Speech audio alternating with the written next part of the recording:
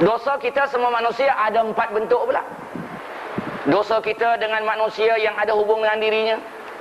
Dosa kita dengan manusia yang ada hubung dengan hartanya.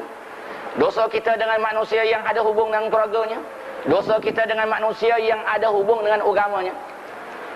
Dosa kita sama manusia yang ada hubung dengan dirinya.